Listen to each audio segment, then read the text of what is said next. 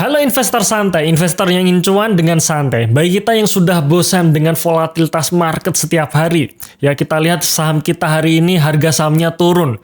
Panik ya, besok harga sahamnya naik, seneng. Besoknya lagi harga sahamnya turun, panik lagi. Di sisi lain kita harus ngantor, kita harus bekerja, ya kita harus berbisnis yang dimana bisnis kita tidak bisa kita tinggal. Ya sudah ya, mending gak usah ngikutin market tiap hari. Gak usah ngikutin bandar, gak usah ngikutin technical analysis ya.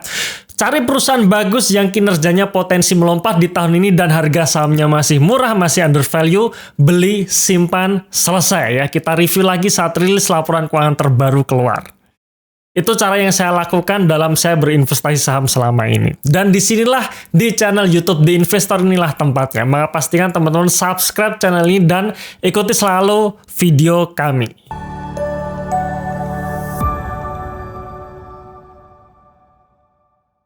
Oke, di video kali ini saya ingin menjawab beberapa pertanyaan yang telah teman-teman ajukan ya, baik melalui kolom komentar di video kami sebelumnya, ataupun di channel Telegram, ataupun di email ya, jadi kami akan menjawab melalui video kali ini. Nah, pertanyaan yang pertama kita ambilkan dari pertanyaan yang berasal dari channel Telegram ya. Jadi silahkan teman-teman join di channel Telegram kami melalui link di dalam deskripsi di video ini ya, atau dalam kolom komentar yang sudah kami pin ya. Jadi pertanyaannya seperti ini. Kami postingan seperti ini ya. Jadi bulan Mei harga-harga saham pada turun dan biasanya dikaitkan dengan fenomena sell in May and go away. Dan kebetulan bulan Mei ini banyak emiten sudah merilis laporan keuangan kuartal 1-nya. Nah, apakah sudah direview kembali atau belum? Nah, kira-kira seperti itu postingan kami ya. Dan ada satu pertanyaan yang menarik. Beberapa emiten yang saya pegang LK Q1 2023 kinerjanya turun. Dan akhirnya membuat harga sahamnya juga anjlok. Kalau mau jual sekarang masih nyangkut, tapi kalau di hold terus bikin porto jelek. Gimana sebaiknya?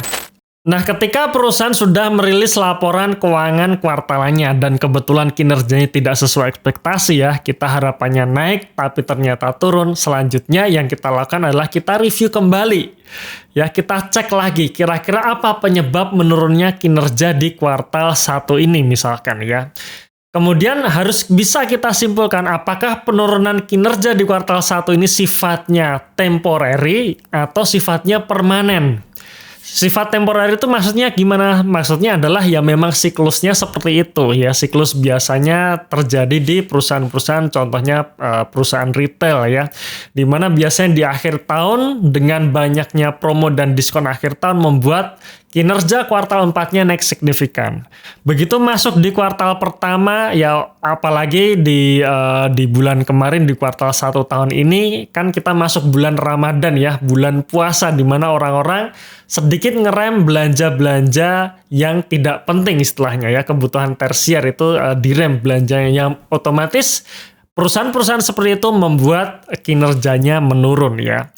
Nah, di sini berarti ya sifatnya hanya temporary saja. Ya, biasanya ketika kuartal 1 turun, ya kita lihat juga historinya apakah di kuartal 2 biasanya membaik atau tidak. Dan biasanya kalau misalkan kita bicara mengenai perusahaan retail, kuartal 1 ini biasanya turun, kuartal 2-nya naik. Kenapa? Karena ada lebaran ya. Jadi lebaran kemarin itu tercermin dalam laporan keuangan kuartal 2-nya nanti ya. Ini khusus, ini contoh saja ya, contoh perusahaan retail. Kalau case-nya seperti itu, ya lebih baik dilanjutkan hold.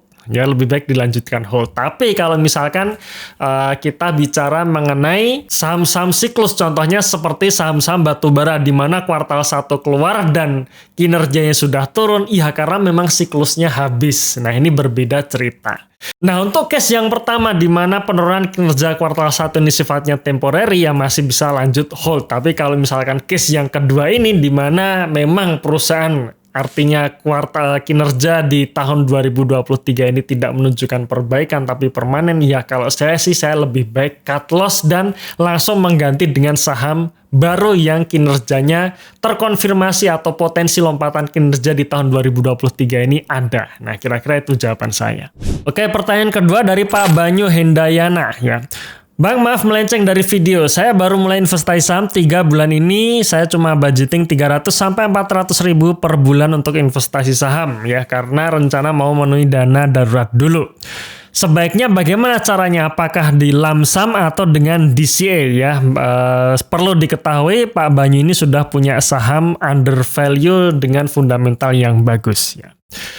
Oke, pertama saya setuju dengan Pak Banyu ya, yaitu dalam kita investasi saham sebaiknya investasi saham ini adalah budgeting terakhir ya, setelah dana darurat punya dulu.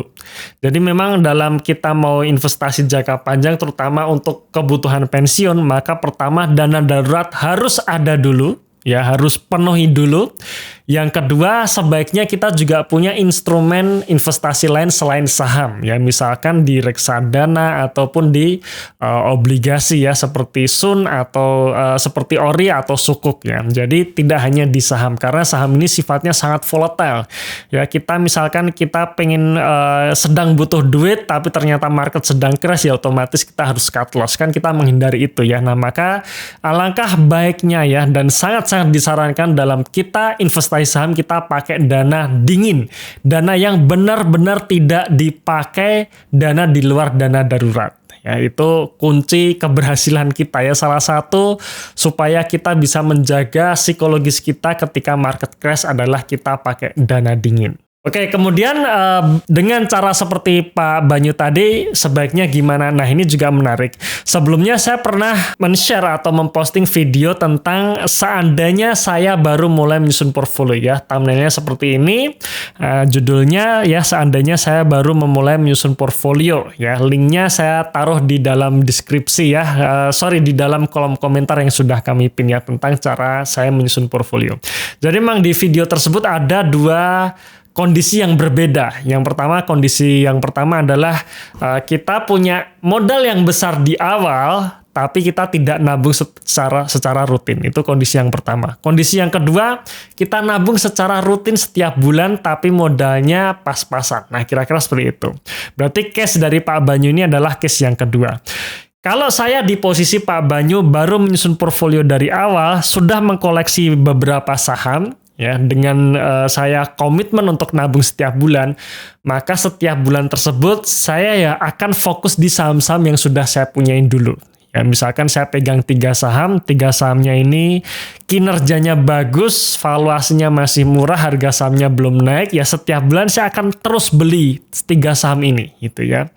Beli 100 ribu, masing-masing 100 ribu, bulan depan 100 ribu lagi, dan sebagainya. Sampai akhirnya 3 saham ini, akhirnya harga sahamnya sudah mulai naik ya, kinerjanya masih terus dipertahankan naik, kemudian harga sahamnya sudah mulai naik. Setelah kita hitung kira-kira tidak worth lagi untuk membeli 3 saham ini, nah baru saya membeli saham yang keempat. Ya, jadi seperti itu. Jadi sepanjang harga sahamnya belum naik, saya beli terus sampai harga sahamnya sudah naik, baru saya akan beli saham berikutnya. Nah, kira-kira itu cara saya, dan sampai saat ini pun kira-kira saya juga melakukan hal yang sama. Oke, kemudian pertanyaan yang ketiga ya, dari Pak Arvan Gregorius. Apa nggak telat Pak Eros kalau jualnya ketika growth-nya sudah melambat atau berhenti? Biasanya harga saham kan bergerak duluan sebelum rilis laporan keuangan. Ya. Jadi Pak Arvan ini berkomentar melalui video saya tentang MAPA kemarin ya, video mengenai MAPA ya, teman-teman bisa tonton lagi videonya ya, baru minggu kemarin kita rilis. Nah, di situ beliau bertanya seperti itu ya. Jadi dalam video tersebut saya mengatakan bahwa saya akan meng-hold saham MAPA itu sampai kira-kira growth-nya sudah berhenti alias sudah stuck. Ya, di situ baru saya akan jual. Nah, Pak Arvan, saya setuju dengan Pak Arvan. Sebelum rilis laporan keuangan, biasanya harga saham ini sudah bergerak liar ya, sudah volatile ya, dan biasanya memang akan mengikuti atau sesuai dengan rilis laporan keuangan yang akan datang. Jadi kalau misalkan saya menunggu laporan keuangan tersebut rilis baru saya jual, memang betul biasanya harga sahamnya akan turun duluan. Ya, itu memang hal yang memang terjadi seperti itu di dalam market. Nah, itulah kenapa kita memang perlu mengerti kondisi bisnis perusahaan ya. Jadi kita perlu memahami bisnis perusahaan sehingga kita bisa memproyeksi kinerja masa depan perusahaan. Ya, jadi memang kuncinya adalah diproyeksi. Ketika kita masih meyakini bahwa growth di masa depan akan terus ada, ya terus terjadi, maka saya akan terus menghold.